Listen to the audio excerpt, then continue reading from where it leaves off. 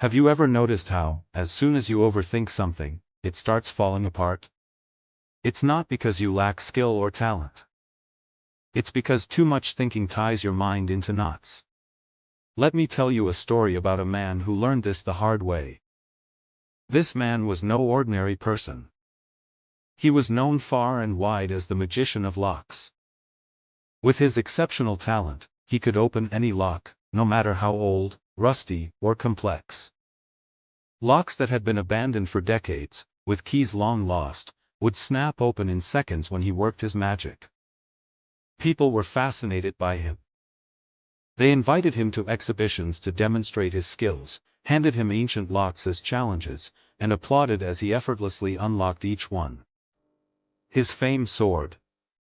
He became a regular face on TV shows, sharing stories of his rare talent.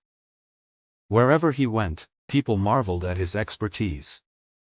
Over time, his confidence grew. He began to believe there was no lock in the world he couldn't open.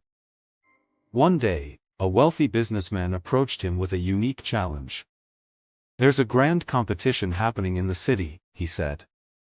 "I want you to participate. If you succeed, you'll win a prize of 10 lakh rupees."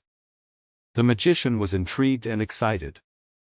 He accepted the invitation without hesitation.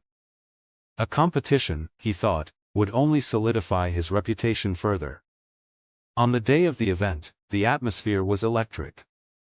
A large swimming pool was set up as the stage. In the center of the pool was a sturdy, sealed metal box. A crowd of spectators surrounded the pool, their phones out, ready to record every moment. The magician arrived, and cheers erupted. He waved confidently, smiling at the crowd. The organizer approached him and explained the challenge. "You'll sit inside this box," the organizer said. "We'll submerge it in the pool. Your task is to unlock it and swim out before you run out of air. If you're in trouble, press the emergency panic button, and we'll pull you out immediately." The magician laughed. "That's it? I've opened locks underwater before. This will be over in seconds." The crowd clapped and cheered as he climbed into the box. Inside, it was cold and dark, but he felt no fear. This was his domain, his skill. He gave the thumbs-up signal, and the box was lowered into the water. As the box sank to the bottom of the pool, silence fell over the crowd. All eyes were on the magician. Inside the box, he took a deep breath and began his work. But something was different this time. No matter what trick he tried, the lock wouldn't budge. He used every technique he knew and every tool at his disposal, but the lock remained stubbornly shut. Sweat began to form on his forehead, even in the freezing water. His hands trembled. "What's going on?" he thought. "Why isn't this working?" As the seconds ticked by, panic set in.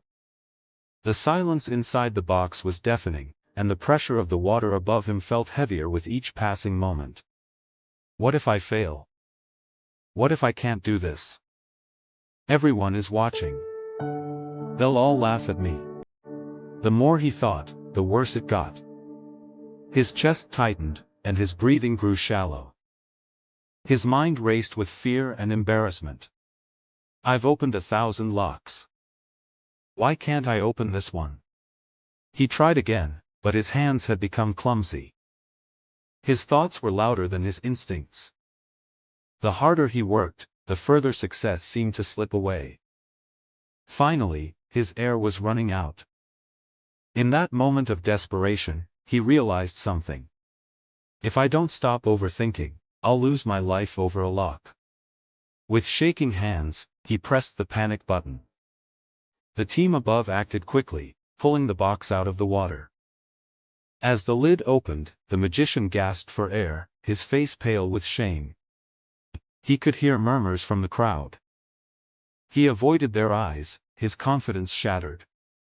"They must think I'm a fraud," he thought. He shifted his weight inside the box to sit up, and suddenly, the door swung open. Stunned, he stared at the open door. The lock had been a trick. It wasn't real. The organizer approached him with a knowing smile. It wasn't about the lock, he said gently. It was about your mind. You let overthinking become your real obstacle. The magician was speechless. He looked at the crowd, not with shame, but with gratitude. Today, I've learned the greatest lesson of my life, he said, his voice trembling.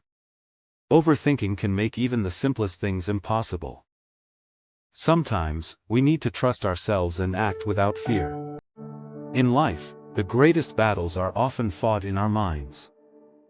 Overthinking magnifies small problems, creates imaginary fears, and keeps us from achieving our goals. Whether it's a relationship, a dream, or a challenge, trust yourself and take the leap. Simplicity in thought leads to clarity in action. Remember, the lock you're struggling to open may not even be locked. It's just your mind holding you back. Music.